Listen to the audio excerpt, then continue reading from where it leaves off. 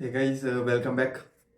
आज हम बात करेंगे हाउसिंग फाइनेंस में एक कंपनी को लेकर। ठीक है, हाउसिंग फाइनेंस को आप एक एक सेफ चीज़ देख सकते हो, या फिर यहाँ पे ग्रोथ बहुत है। आप इंडिया में देखोगे तो ग्रोथ बहुत है हाउसिंग फाइनेंस को। ठीक है, हाउसिंग फाइनेंस की लोग सब अपना मिडिल क्लास होते हैं, सब अपना घर बनाना चाहते हैं। तो अगर यहाँ पे देखोगे आप तो स्कोप बहुत है। अंडरस्टैंड, स्कोप की कोई कमी नहीं है यहाँ पे। तो अब बात करते हैं कि एक ऐसे स्कोप में, एक ऐसे ऐसे सेक्टर्स में एक बढ़िया कंपनी पकड़ना, क्योंकि जब भी पैसा बने तो आपकी कंपनी से बने, समझ रहे हो। एक बहुत अच्छी कंपनी पकड़ना, आपके पास एक टॉप कंपनी होनी चाहिए इस सेक्टर में। ठीक है, तो मैं सब पे वीडियोस बनाऊंगा। आज हम बनाने वाले हैं, ये बहुत अच्छी कंपनी है गाइस, बहुत अच्छे से ग्रोथ कर रही है। तो आपको ध्यान में रखनी है कई चीजें। जैसे कि सबसे पहले एयूएम ग्रोथ होती है, जिसकी लोन बुक ग्रोथ होती है वो। अंडरस्टैंड, ये सबसे पहले बहुत तेजी से ग्रो होनी चाहिए।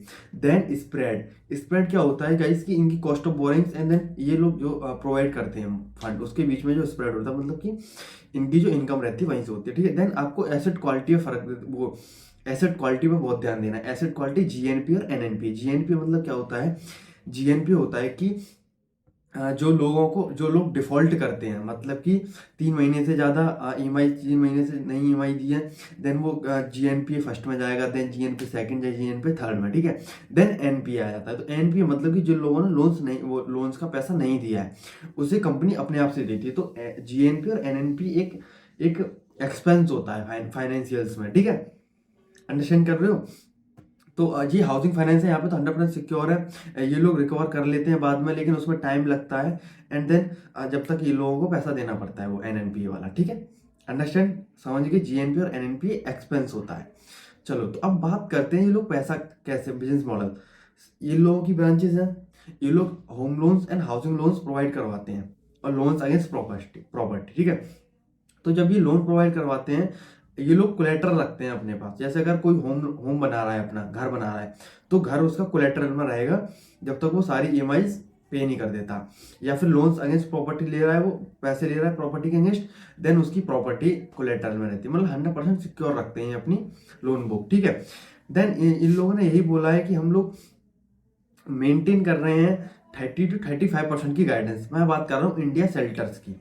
ठीक है, इंडिया सेल्टर्स की हाउसिंग फाइनेंस कंपनी है ये लोग। तो इनकी इस बार की जो एयूएम ग्रोथ हुई है, वो हुई है 31% से वाई लेवल। ठीक है, इनकी एयूएम है 9,252 करोड़। तो ये लोग यही बोल रहे हैं कि हम 30 से 35% अपनी सेल्स ग्रोथ करते आएंगे, मतलब एयूएम ग्रोथ करते आएंगे। और पिछले क्वार्टर में इन्होंने ऐसे ही करी है, मतलब जो बोल रहे हैं वो करते आ रहे हैं। और अपने सेक्टर में सबसे टॉप पे से एयूएम ग्रोथ कर रहे हैं ये लोग। टायर 2 टायर 3 के सिटीज में ये लोग अपनी लोन्स प्रोवाइड करवाते हैं। अंडरस्टैंड, तो इसको बहुत है।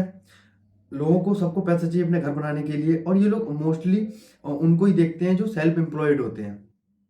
अंडरस्टैंड, सेल्फ एम्प्लॉयड होते हैं, या फिर जो छोटे छोटे बिजनेसमैन होते हैं जो खुद कमाते हैं, उनको ये लोग देखते हैं। बहुत ही ज़्यादा सिक्योर लोन रहती है इनकी। और ये लोग जो चार्जेस करते हैं वो 13 से 17% के बीच में करते हैं, जो यील्ड चार्ज करते हैं। और मेंटेन करते हैं 15 से 16% का वो 16% का 6% का स्प्रेड स्प्रेड मेंटेन करते हैं ये लोग। मतलब 6% का इनका मार्जिन रहेगा जो लोग ये कमाएंगे। ठीक है, तो इनका इस बार पेट ग्रो हुआ है, वो हुआ 35% से बाइनोमियल लेवल में। पेट भी अच्छी तरह से ग्रो हुआ है 35% से बाइनोमियल लेवल, मतलब कि एयूएम ग्रोथ 35% से अपनी एयूएम ग्रोथ कर रहे हैं। देन एसेट क्वालिटी में कोई दिक्कत नहीं है।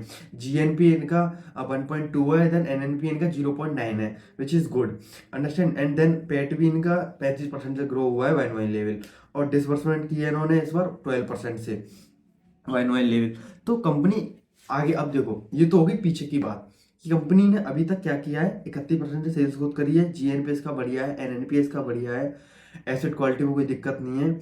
और ऑल दो सब चीज अच्छी है, अपने सेक्टर में सबसे तेज ग्रो कर रही है। आगे की बात करते हैं, कंपनी आगे की क्या बोल रही है। तो कंपनी आगे की यही बोल रही है कि हम 30 से 35% से अपनी सेल्स ग्रोथ करते रहेंगे आगे भी।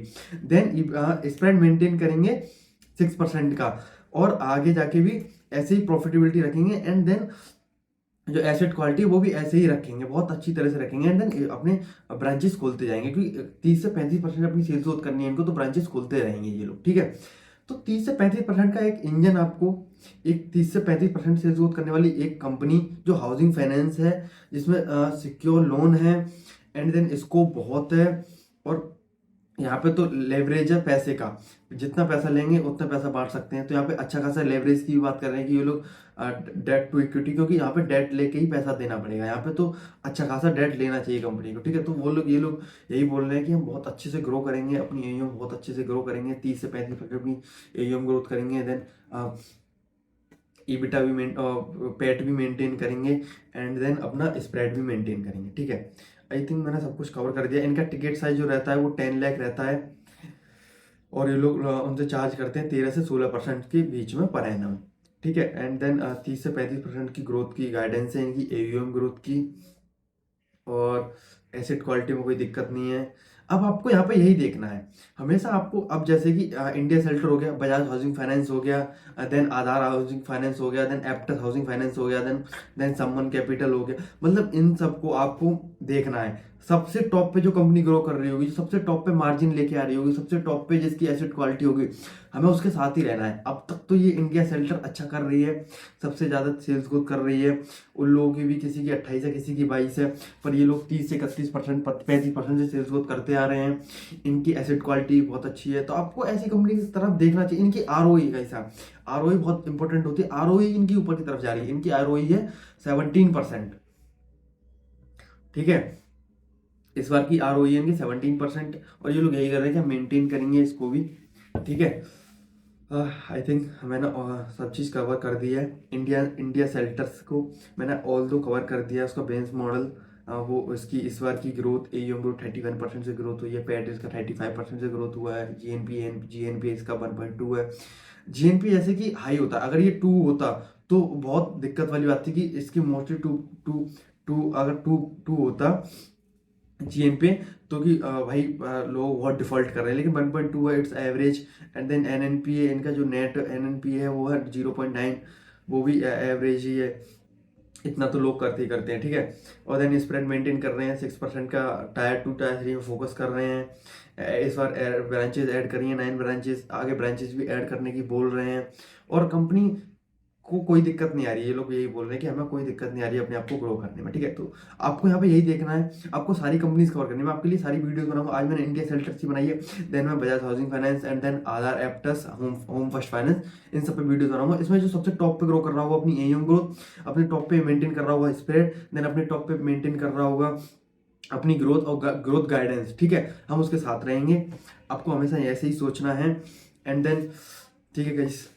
और ये लोग अफोर्डेबिलिटी में डील करते हैं, एक प्राइम हाउसिंग फाइनेंस होता है, एक अफोर्डेबिलिटी, मतलब कि अफोर्डेबिलिटी नहीं 10 लाख की टिकट साइज है, देन प्राइम में क्या होता है 50 लाख 1 करोड़, ठीक है।